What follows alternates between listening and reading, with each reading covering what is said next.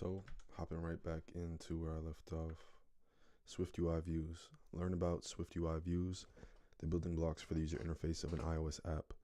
Views in SwiftUI are the building blocks for the UI of your app. The screens you'll work on in this skill path will be a combination of different SwiftUI views. Imagine the views as being parts of something bigger, like rooms in a house, doors and windows in a room, and so on. Similarly, a screen in an iOS app is made up of SwiftUI views like text, image, label, and button. Apple defines view as a protocol. A protocol defines a blueprint of a set of requirements that are needed to accomplish a particular task. Imagine there is a car protocol containing a property engine. Different cars can have different types of engines, diesel, gas, electric, but each car must have an engine. In this example, car is similar to view, as each type of car would have to conform to the car protocol, as each new view conforms to view. The following code snippet defines a custom view, happy view, using SwiftUI. Struct happy view, var body, some view, text hello world. Compare the code snippet above with the code in content-view.swift in the project you created in the last article. So let's make them side by side. Put that there.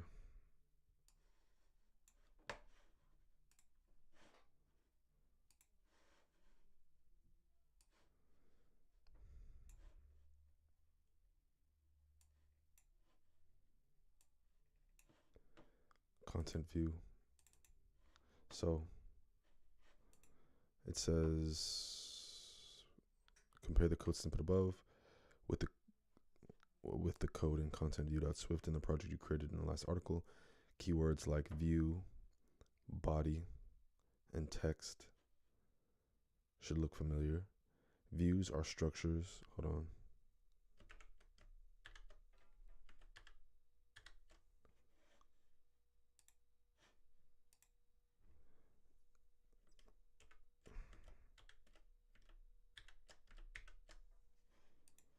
Trying to remember how to get rid of this. Whatever.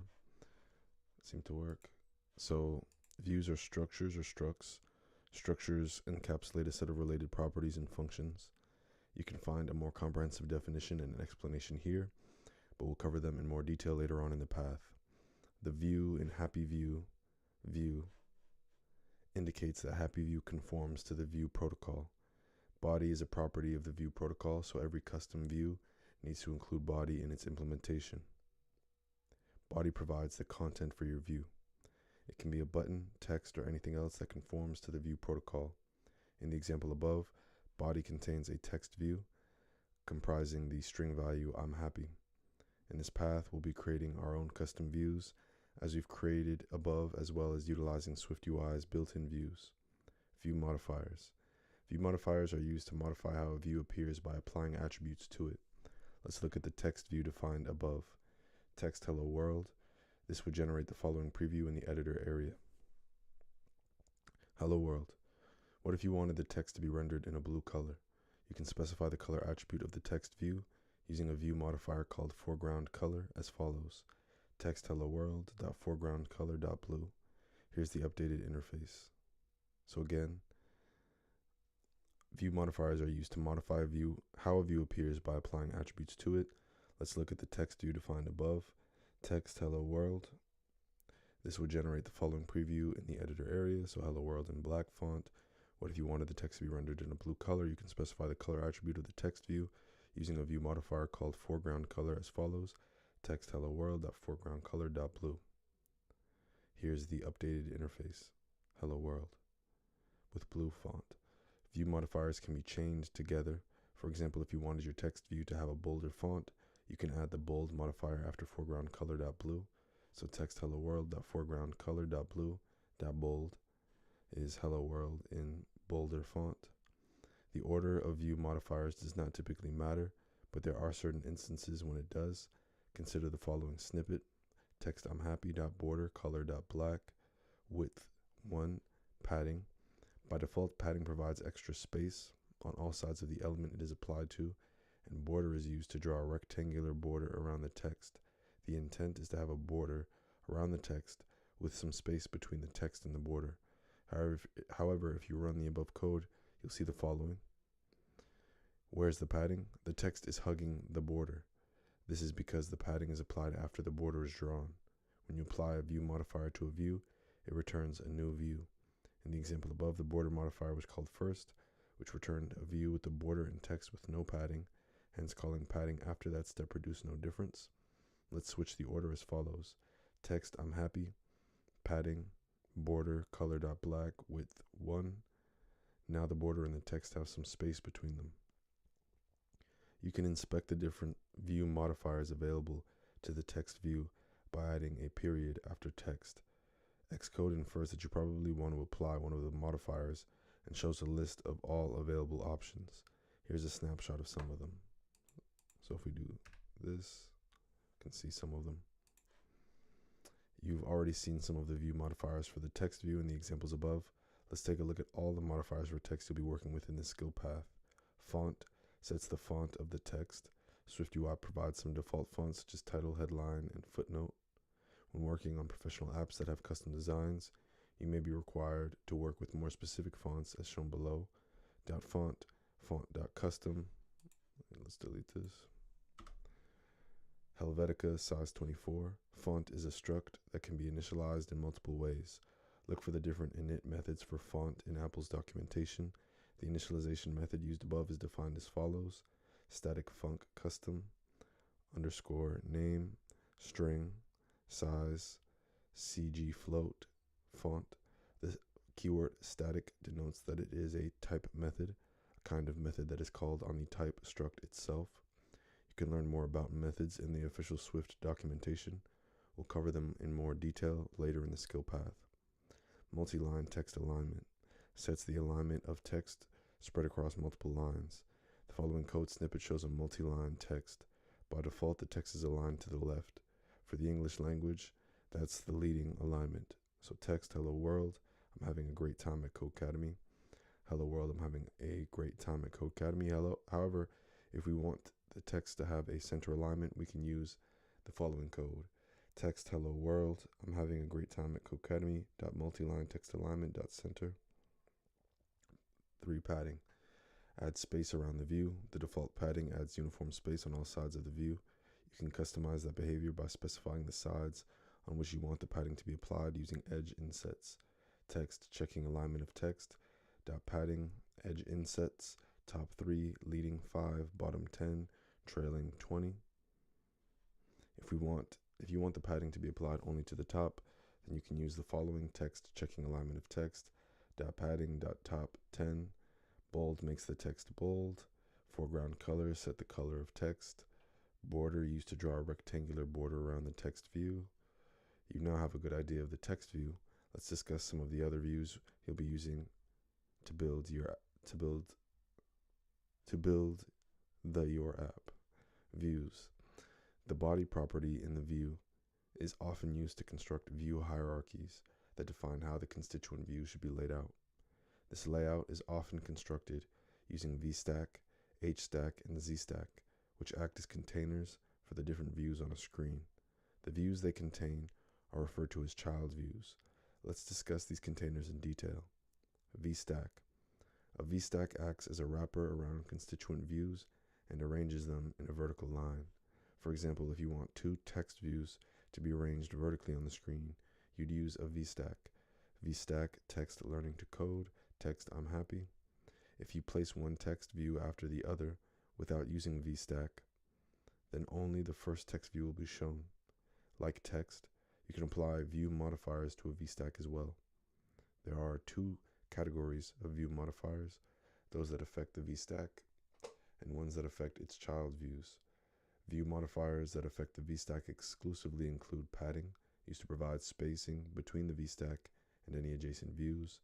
Border, used to draw a rectangular border around the VStack.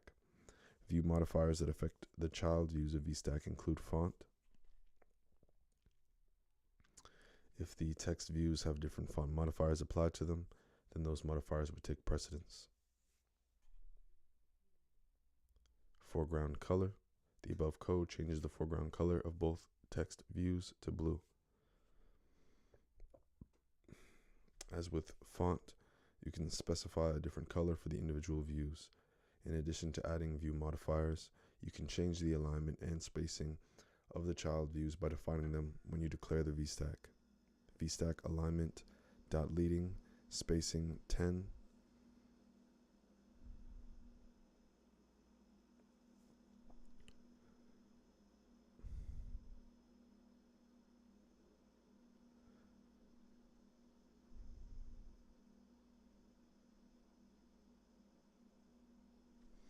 In addition to adding view modifiers, you can change the alignment and spacing of the child views by defining them when you declare the VStack.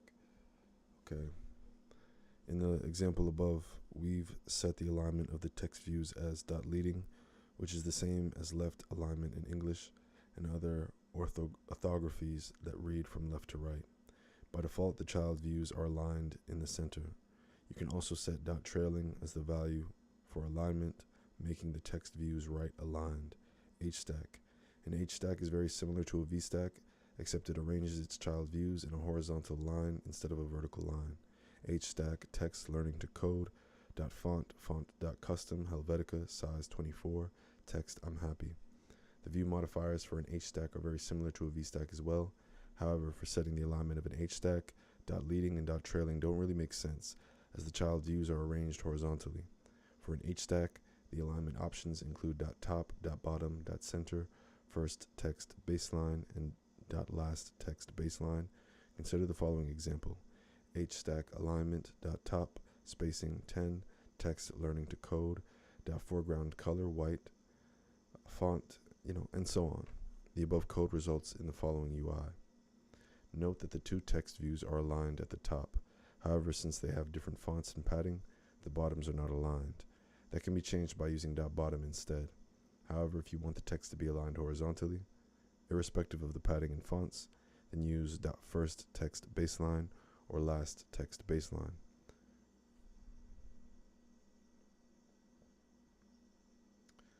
Note that the texts are now aligned, but the top is not perfectly aligned anymore. You can choose either of these alignment options depending on how you want your app to look. ZStack. A ZStack is used to layer views on top of one another. It is useful when you want to create overlapping views and define which view should be shown on top of the other. The view that comes second in the ZStack is drawn on top of the first. The code snippet above defines a ZStack that contains two VStacks. The VStacks are themselves empty.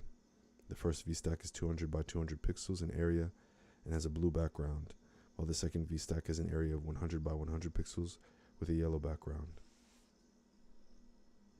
The yellow VStack is drawn on top of the first as it comes second in the ZStack.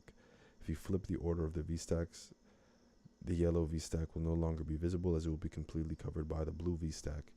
ZStack view modifiers you should be aware of are foreground color, border, and font. They are applied to child views. You can specify the alignment of child views when you define the ZStack as shown below. The dot leading and dot bottom alignments make the blue and yellow VStacks to be aligned at the left and bottom. Button. Button views in SwiftUI conform to the view protocol. A button is a special kind of view that we can use to perform an action. Use the following syntax to create a button. Button, action, some action here, label, some view here. Note that in the snippet above we haven't associated any action with the button. Let's add a print statement in the action below. VStack text welcome to code history .font .title padding button action print clicked label text click me padding background foreground color.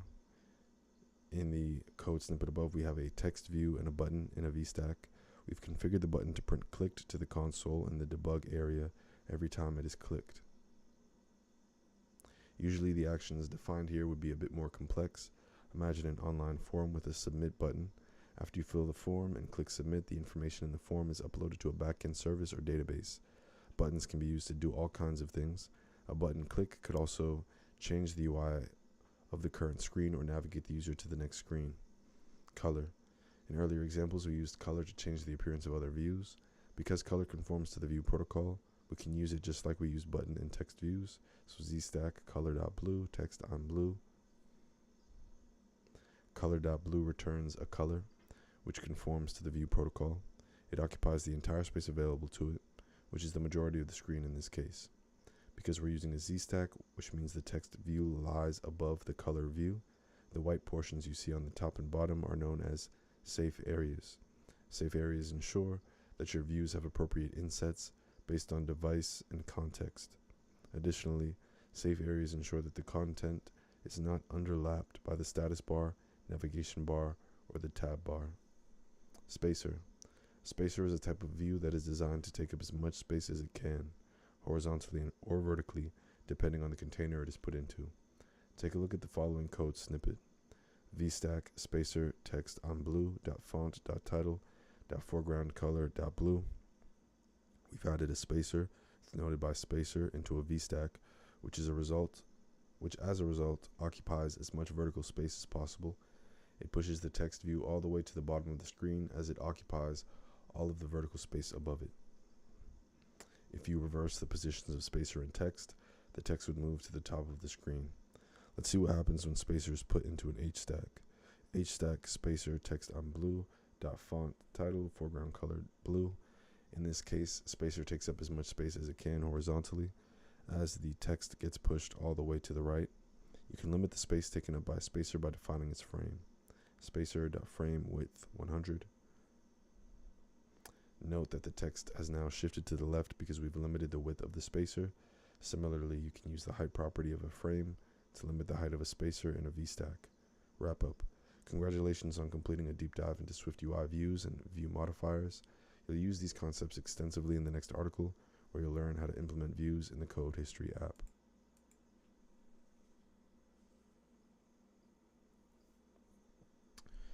Code History. Incorporating SwiftUI views. Start building the question screen for Code History using the UI elements you learned about in the previous article. The last article introduced you to some common views that SwiftUI provides us with for iOS app development. In this article, we'll utilize this knowledge, and to start building the user interface of the Code History app, here's what we'll build. What was the first computer bug? Ant, beetle, moth, fly. Let's get started. Open the Code History project and navigate to contentview.swift. This is the initial state of content view. Throughout the course of this article, you'll edit this file and add your first question. Adding constants. To start, let's define two constants: a main color for the background and an accent color for some of the borders of your views. Inside content view, add the following two lines above body.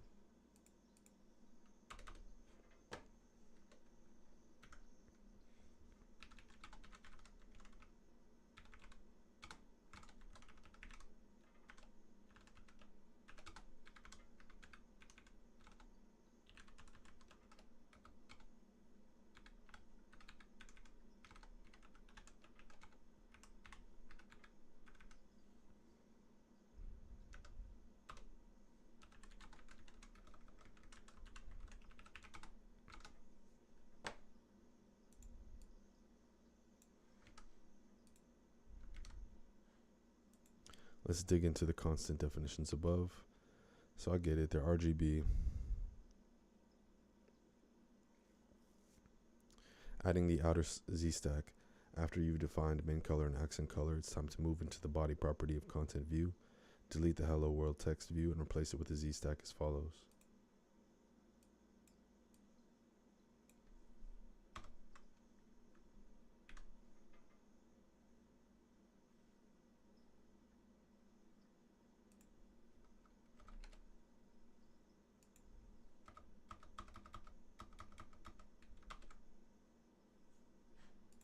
Adding the main color to Z stack.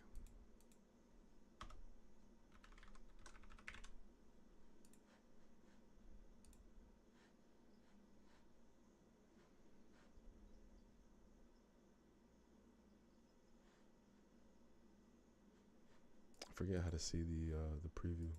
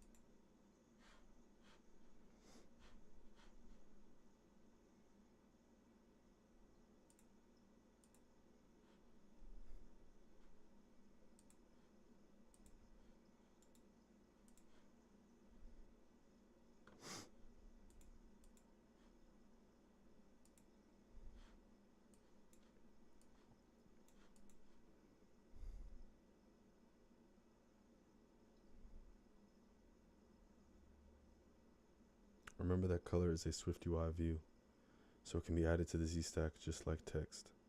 After adding main color, the UI should look like this, which not exactly. Notice that the safe areas are still the default white color. Oh, it's probably because I have this padding.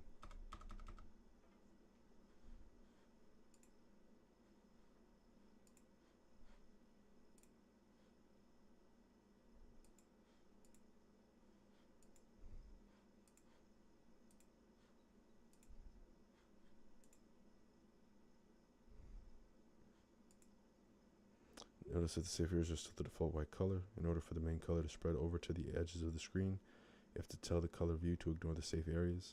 That can be done using the ignores safe area modifier.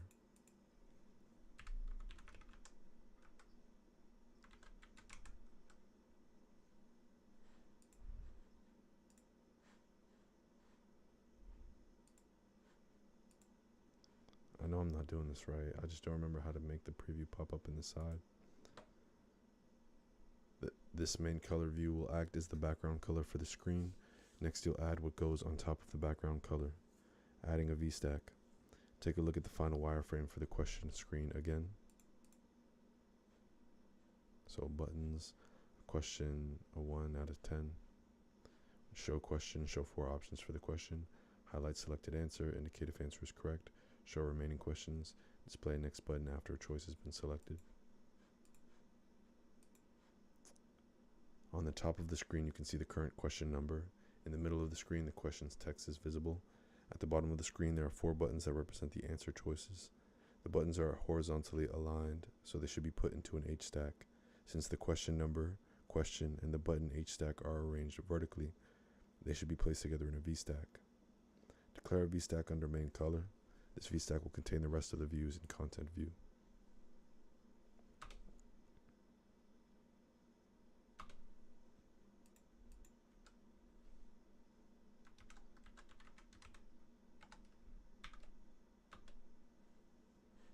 Adding text views. In your VStack, add a text view for the current question number and another text view for the question.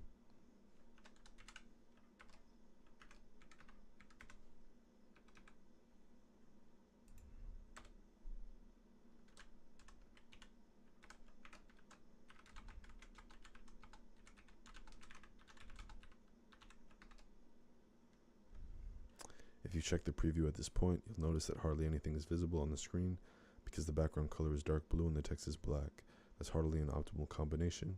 From the wireframes, it's clear that the text views should be visible, so go ahead and apply a foreground color white modifier to the Z-stack.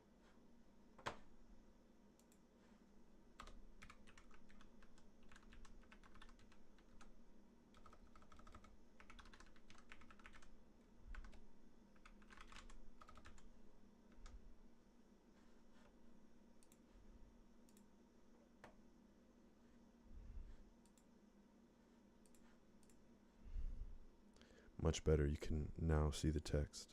Let's keep going to improve the design. When you compare the current version to the wireframes, the fonts don't look quite right.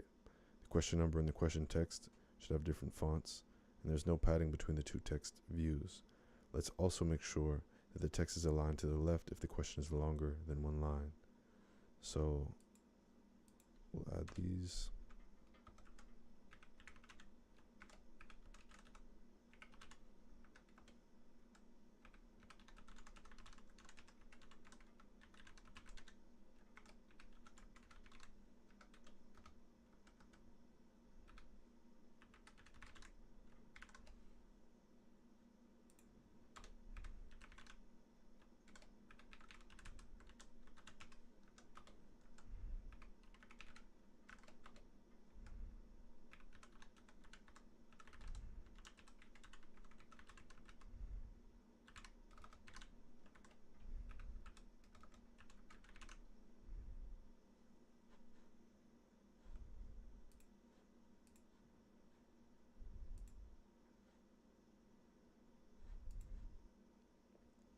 Great. The font looks better now, but the placement of the text views isn't correct. The text views should be at the top of the screen, but right now they're in the middle. In order to push the text views toward the top of the screen, you can use a spacer view below the question text as shown below.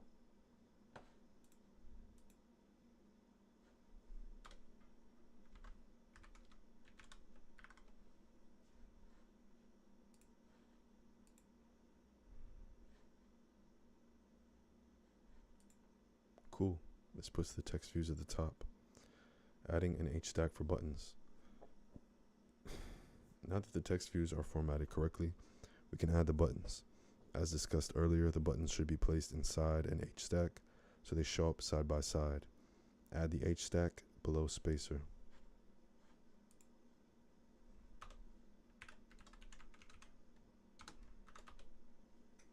Since the foreground color modifier is applied to the Z stack, it will apply to all views inside the Z stack. The text within the buttons that we'll add will be white as well. Adding the buttons. Add a button inside the H stack as follows.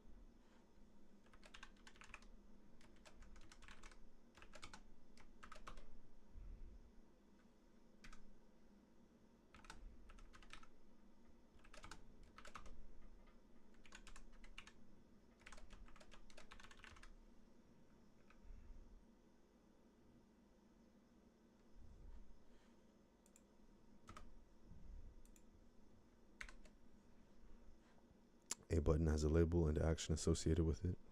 The label determines what view should appear inside the button, and the action determines what happens when the button is tapped. Add an action to this button so that it prints a message when the button is tapped. Print tapped on choice 1.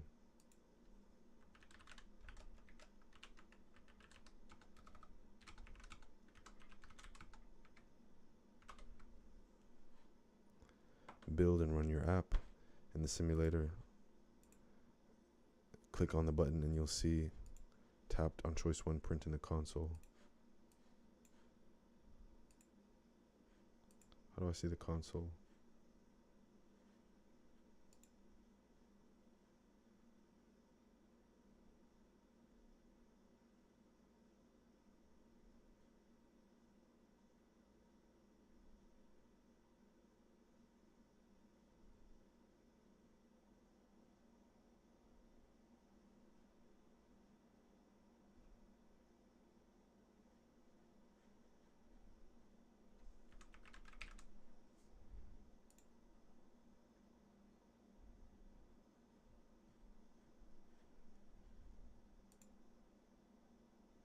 Debug, console.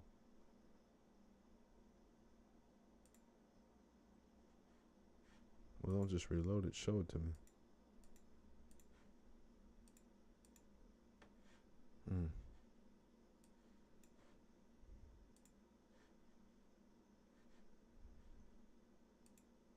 There we go.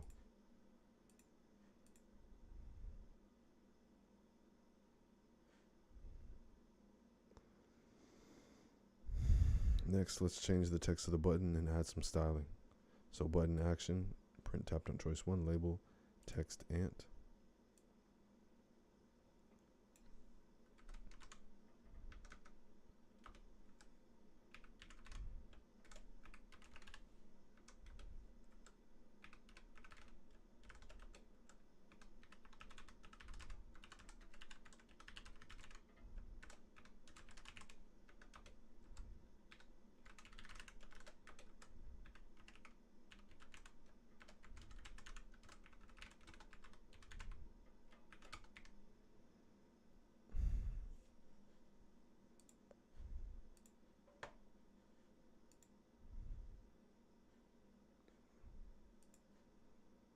In a similar fashion, add 3 more buttons containing the following texts: beetle, moth, and fly.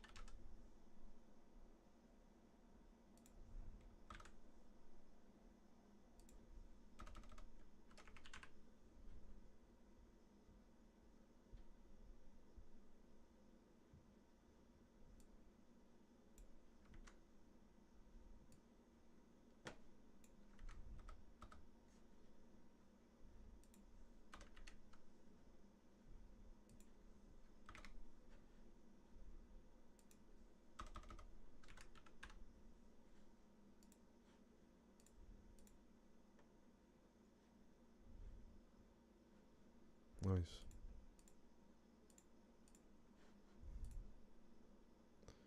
Neat. All 4 answer choices are now available. This code is a bit repetitive, but it's a good start. Later in this path, you'll learn how to achieve the same UI more efficiently using much less code. Here's an animation of our code in action. Congratulations. In the coming articles, you'll learn how to bind button actions to more complex tasks. You'll also learn how to create reusable views so that you don't have to repeat so much code.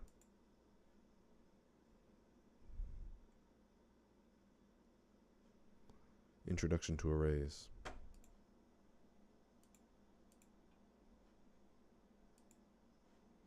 We live in an increasingly connected world where information flows between us and the apps that we interact with every day.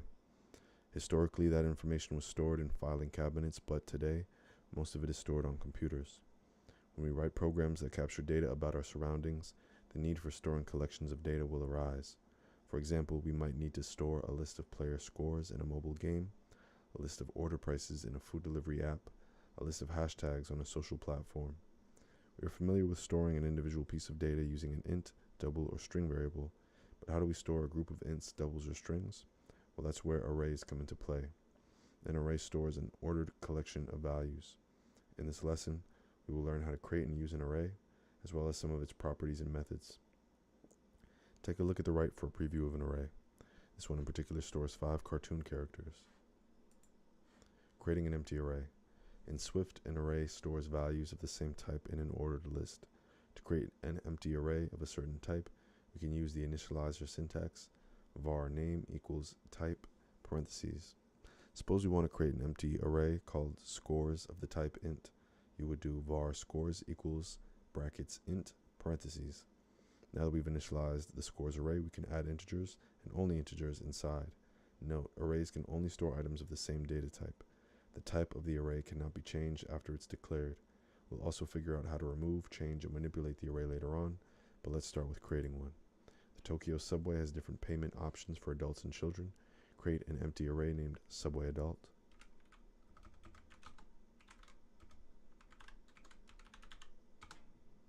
Of the type int.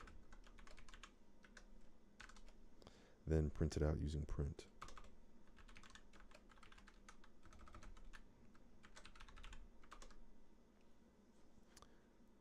Create an empty array named subway child of the type int. Then print it out.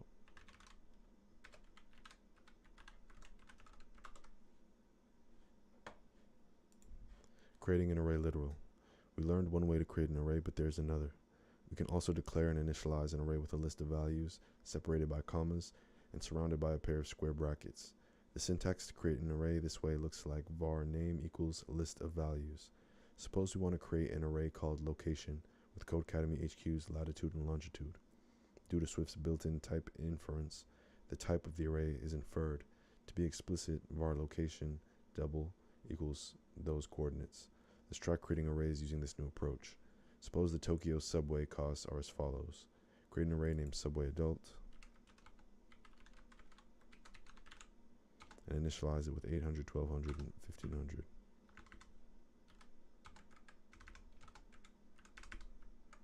Print it out using print.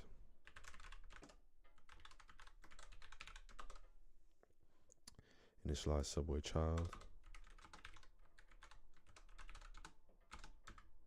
400, 600, 750. This time, be explicit with the type. Is that right?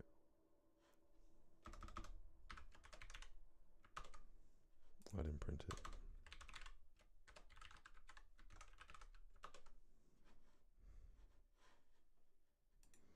Index. Now that we have an array, how do we retrieve an individual value? This is where index comes into play. An index refers to an item's position within an ordered list. Arrays in Swift are zero indexed, meaning the first item has index 0, the second index 1, and so on. For example, suppose we have a string array with all the vowels. The item, okay, got you. To retrieve individual elements, we can use the subscript syntax, array index. The subscript syntax uses square brackets around an index value. The 24-hour weather forecast is recorded in an array called temperature. Starting with the current temperature as its first value, print the current temperature using its index.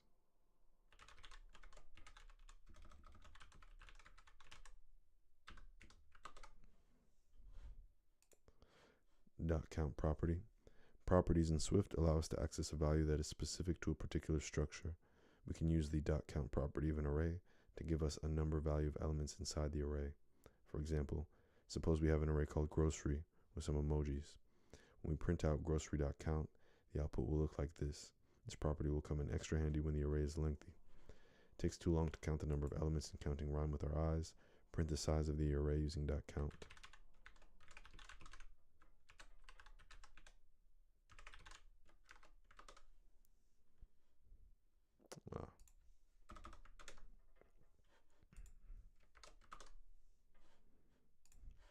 Append method. When working with arrays, we might need to add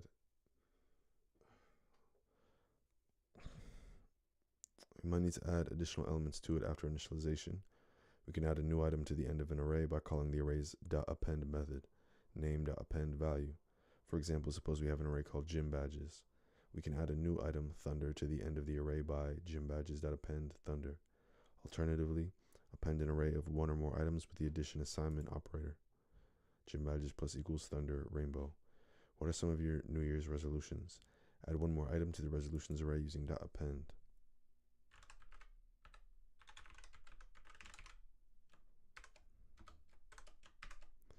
What are my New Year's resolutions? Become a better programmer. I wish I could have easy access to emojis. I would get like a laptop emoji or something. Add another to the resolutions array using plus equals.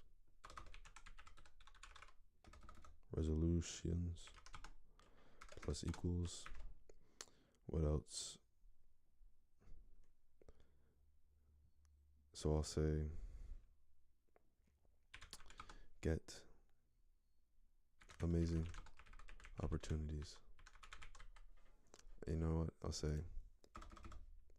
make amazing opportunities for myself. What did I do wrong? How do you do it? I see.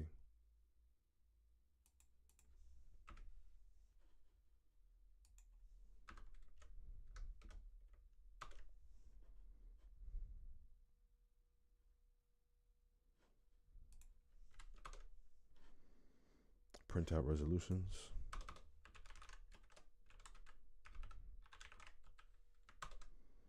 Looking good, looking good.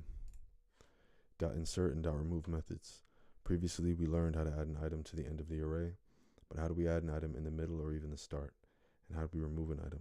Suppose we have an array, var moon equals these phases of the moon. To insert an item in the array at a specific index, we can call the .insert method, .moon insert full moon at 0. The .insert method takes two values, the value to be inserted, the at and the index of the insertion. So the code above inserted moon at index 0. To remove an item from the array, call the array's .remove method, moon.remove at 4. The remove method only takes in one value, at and the index of removal. So the code above removed the, what would you call that? The eclipsed moon or the new moon? I don't know, the waxed moon, the waned moon, it's something. At index 4. In the code editor, we have an array called DNA with 3-letter codes of nucleotides, also known as codons. Insert GTG at index 3. So it would be DNA.insert GTG at 3. Remove the item at index 0.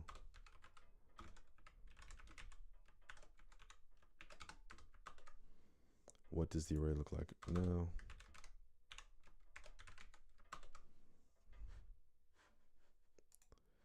Iterating over an array. What happens if we want to iterate through items of an array? We can use a for in loop. The syntax looks like the following. For item in array, loop body. For example, suppose we have a string array that looks like this. Var employees equals those. We can write a for in loop like so. For item in employees, print item. This is a powerful tool for working with and manipulating a large amount of data. Here are the orders from a receipt. Let's do some calculations. First, create a variable called total of type double and give it a value of 0.0.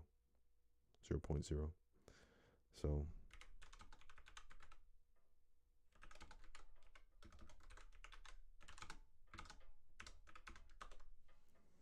iterate through receipt using a for in loop and call the iterator variable item.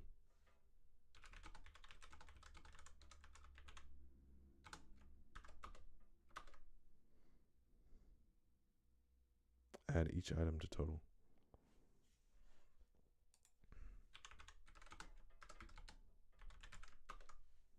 There's an 8.875% sales tax in New York. Change the value of total by multiplying itself by 1.08875.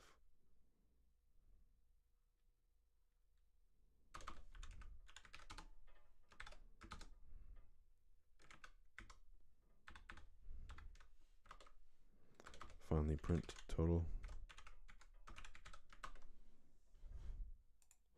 Review hip array. We have learned about how to store groups of data into arrays in Swift. Here are some of the things that we covered. An array is a list of ordered items. Var even numbers. The first index in an array is 0. The .count property that returns the size of an array. The .count property returns the size of an array. Some of the methods that come with arrays. .append, adding an item to the end. .insert, adding an item to an index. .remove, removing an item from an index. The for in loop can be used to iterate through an array. Optional, write a Swift program to find the sum of even numbers and the product of odd numbers in an array. For example, let's do it.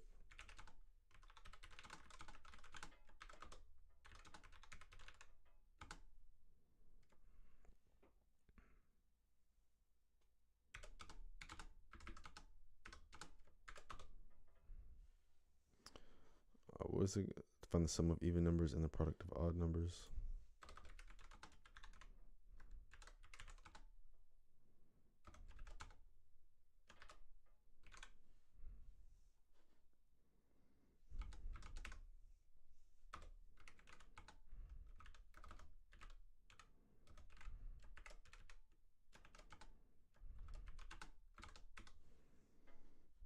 If number modulo 2 is equal to 0.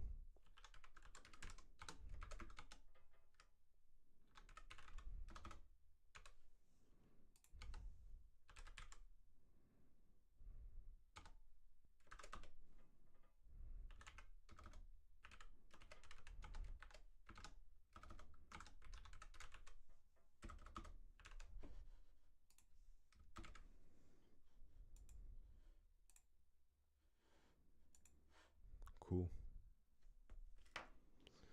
What would the output be for a program like this?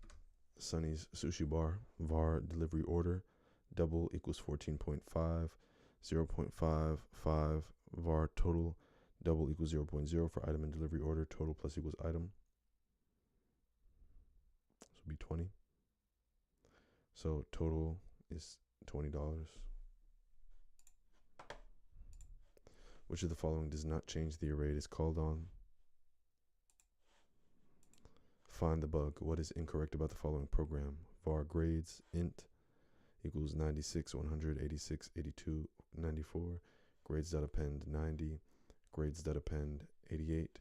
Grades 3 equals 82.5.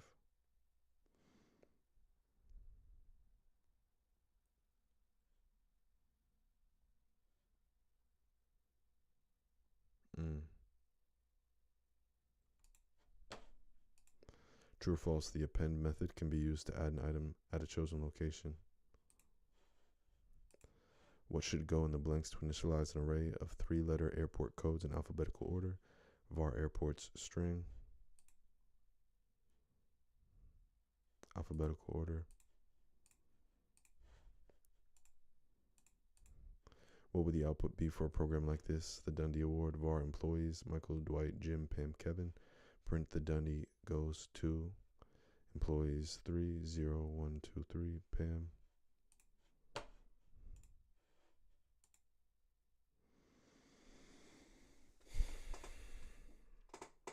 What are loops? Every day we repeat a lot of things and we might not even think about it. For instance, when we cook, we might have to prepare our ingredients by chopping them up.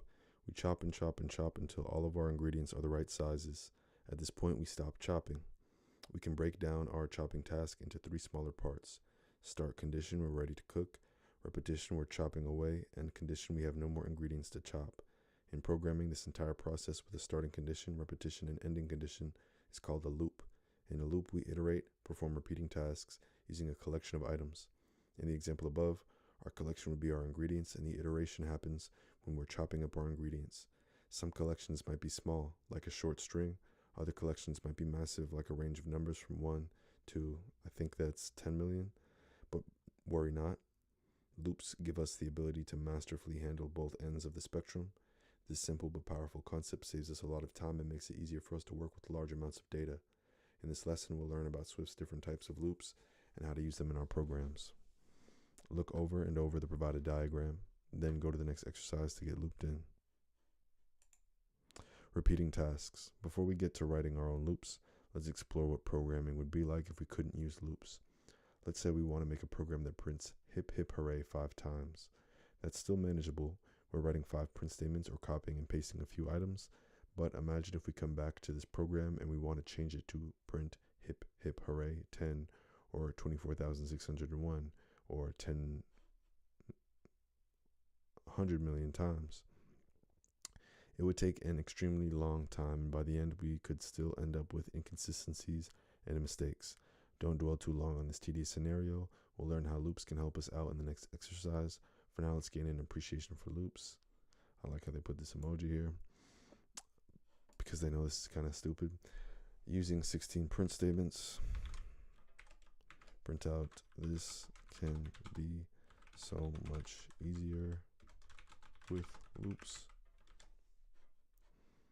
So that's 1, 2, 3, 4, 5, 6, 7, 8, 9, 10, 11, 12, 13, 14, 15, 16. The for in loop. Now that we can appreciate what loops do for us, let's start with the for in loop. Below is the general syntax. For placeholder variable in some sequence, for in loop body. We use for in loops to iterate over a sequence of values, such as strings, which is a sequence of characters, or ranges, sequence of numbers. To create a range, we use the closed range operator, parentheses, dot, dot, dot, with a lower bound, also just dot, dot, dot, with a lower bound number and an upper bound number. For example, a range of 1, dot, dot, dot, 3, that has a lower bound of 1 and an upper bound of 3, contains the numbers 1, 2, and 3. Let's say we wanted to use a for in loop to iterate, repeat tasks, while going through the sequence of numbers 7, 8, and 9, represented by the range 7, dot, dot, dot, 9. Why is 6 afraid of 7? Because for num in 7, dot, dot, dot, 9, print num.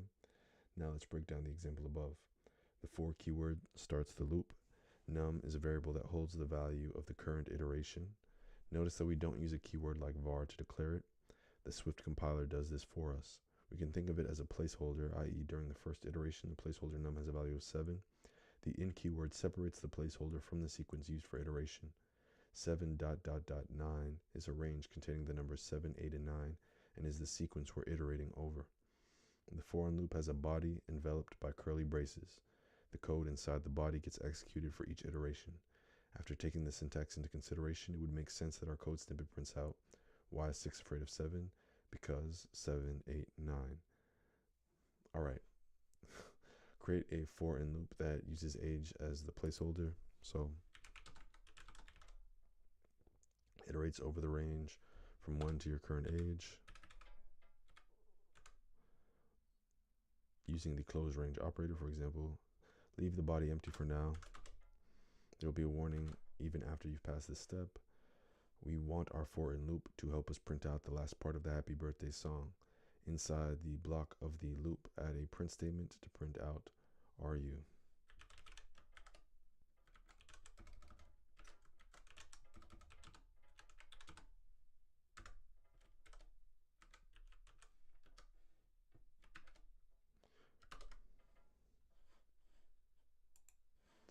The stride function.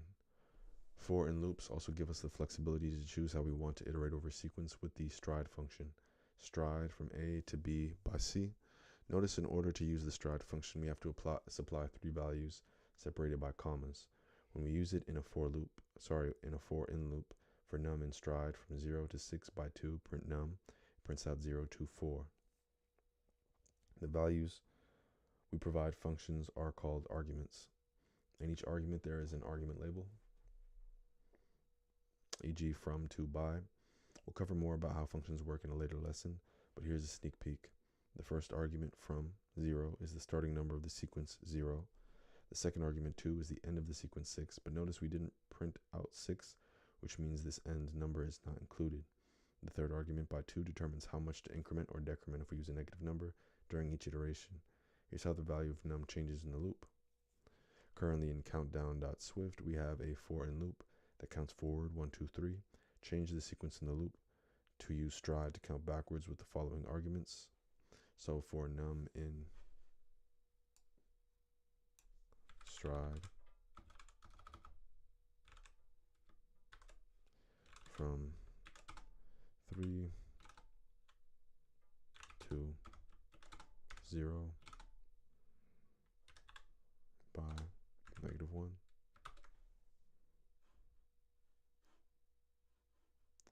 From 3 to 0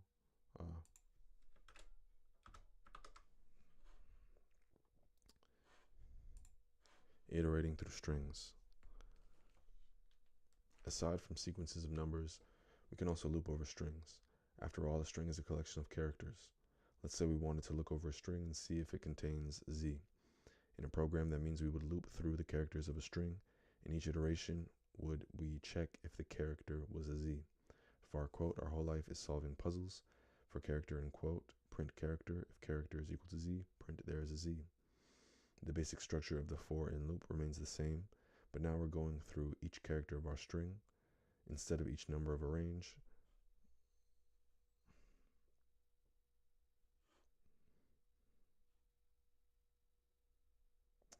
In our printout, we see that each character of the string is printed out. We skipped over a few characters. Additionally, each time character is a z, we also print out there's a z. Create a for in loop that iterates over the characters. In fun fact, using char as the iterator, placeholder variable. Inside the body of the loop, add an if statement that checks if the character is not an x.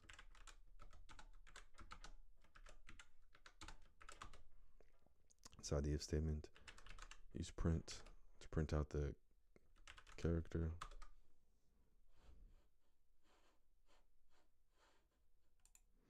Using underscore. Remember our smelly code chalkboard? Smelly code are often referred to as having a code smell, refers to bad programming practices that make it hard for developers to work on their code. So it would be an appropriate punishment to make someone write "I will not write smelly code" over and over again on a chalkboard. Our goal, however, is to make this task easier using the power of loops like so. For num in 1.10, print "I will not write smelly code," but notice we don't actually use num in our loop body. Swift's compiler actually gives us a warning which contains a message informing the developer of a potential issue or suggested improvement. Immutable value num was never used. Consider replacing with underscore or removing it. We've seen these errors before when we wrote our loop but didn't add any code inside its body. Therefore, to avoid the warning, i.e. code smell, it's good practice to replace num with an underscore. So for underscore in 1.10, print "I will not write smelly code." In the example above, we don't have to worry about the placeholder. We're still able to print out "I will not write smelly code" 10 times, and we don't get a warning. In underscore.swift, write a for loop that uses an underscore. Should loop through the range 1 to 15. During each iteration, print out a string to remind you of something. Buy eggs from market.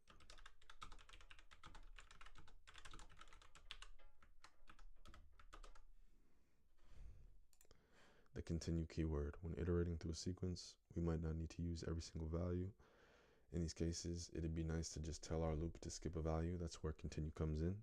If we wanted to only print out all the characters except for vowels in a string, let challenge equal bring it. For char and challenge, switch char, case A, E, I, O, U, continue, default, print char. In the example above, we have a switch statement which checks char if it is any of the following characters. Inside our case statement, if the character matches, we skip over it with continue. If our character is not a value, then we print it out.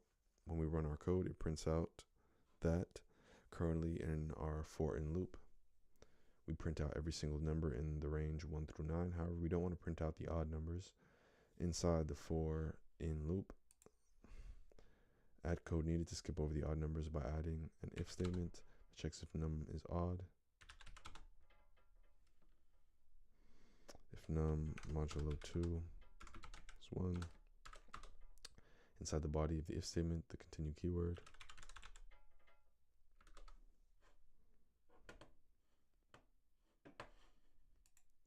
The break keyword. Let's say we need to find out what respect means in the dictionary. We would iterate through the pages of the dictionary until we found the word respect and read the definition. Although we had planned on going through the dictionary, we could break out of the loop after finding respect. The same idea can be applied for loops as well. We can use the break keyword to exit out of the loop before the loop fully completes. Let respect equals 556 for page num in 1 to 1000 if page num is equal to respect. Print respect means to admire someone for their abilities. Break, print on page num and still no respect. Prints out on page 1 and still no respect. Respect means, so yeah. In our loop, we plan to iterate from 1 to 1000, but after finding the correct page num that defines respect, we break out of our loop. Notice the break keyword will terminate the loop. We didn't continue to print out on page num and still no respect. In break.swift, we have the structure of our for in loop with a print statement at the end of it. To complete the program in the for in loop, add an if statement that checks if counter is equal to guess to num.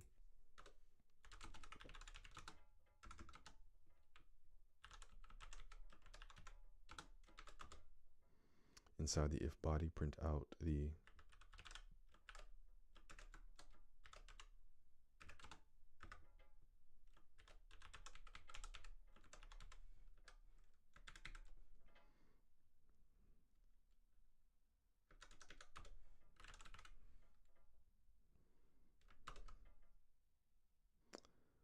in your if statement, did you add a print to print out exactly its guess num? Double check your spelling and syntax.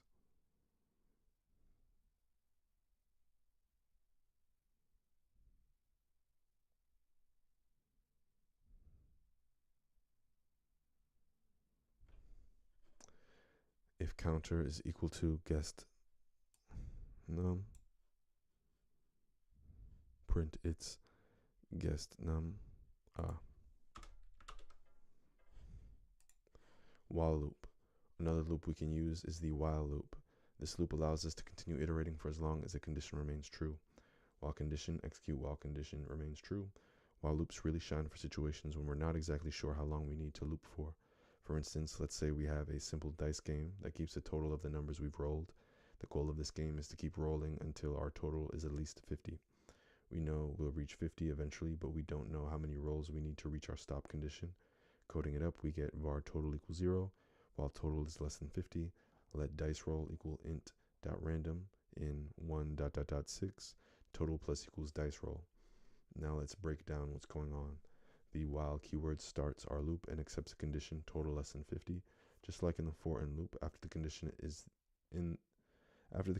in the body enclosed by a set of curly after the condition is the body enclosed by a set of curly braces.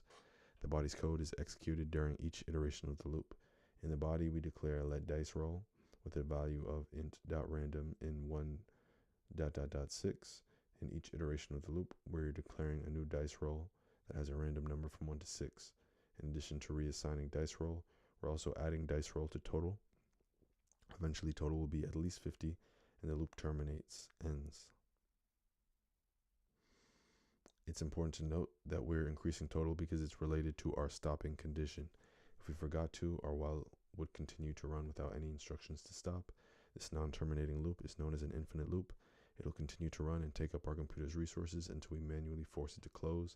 Therefore, remember to add a way for your loop to end.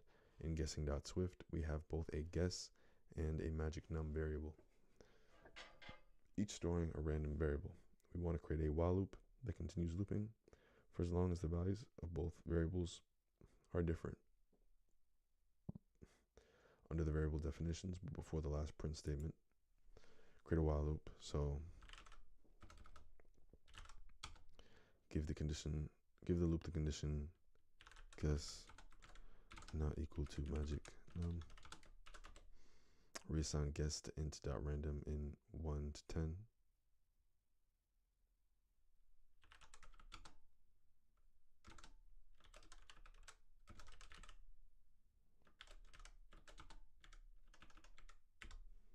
Also reassign magic num.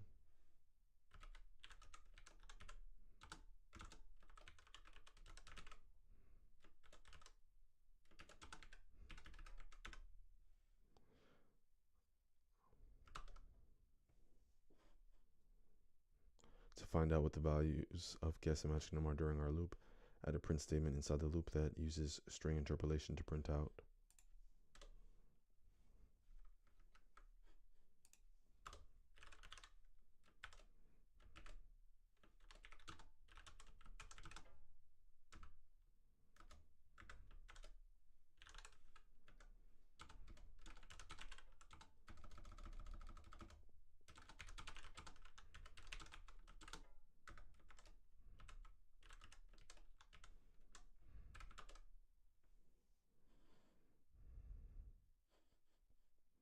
It's crazy how often it was 2. Review for underscore in 1 to 10, print great job, print now time to review loops. The above syntax should now look familiar. In this lesson, we went over manually repeating tasks. For and loops are used to iterate over collection items like ranges and strings. Stride creates a range so we can customize underscore usage when we don't need to use the placeholder variable. Continue allows us to move on to the next value. Break stops the loop before the stopping condition is met. While loops are used when we don't know how many times we're looping. If you want to challenge yourself, create a loop that iterates from 1 to 100.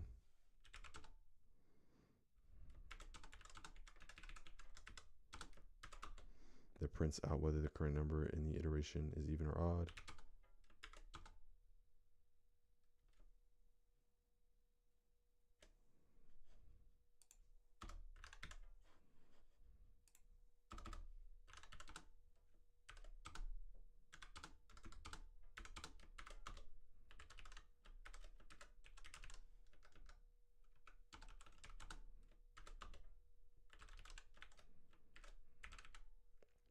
Use a loop to determine if a number is a prime number. Loop through a string, count how many characters are in it. Recreate the following pattern. All right, that's good enough. I gotta go anyways. Oh yeah, let's do this though. So what are for and loops used for? When we're unsure about how many times we need to loop, we use a for and loop.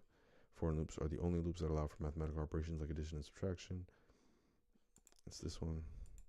From the code provided, what are all the characters that will be printed to the terminal? Let phrase equals okie dokie for char in phrase.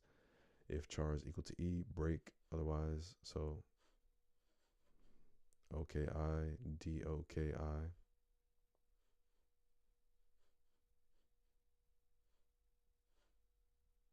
Oh yeah, just OKI. Which of the following scenarios would be better suited for a while loop instead of a for and loop? We need to determine what numbers we want to simulate coin flips and continue the simulation for as long as the coin flip results in heads. What is wrong with the provided code? Var counter equals 0. When counter is less than 3, print there's no place like home.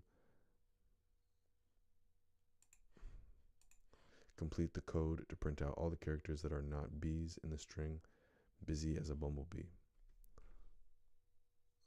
So for char in busy as a bumblebee, if char is not equal to b, print the char.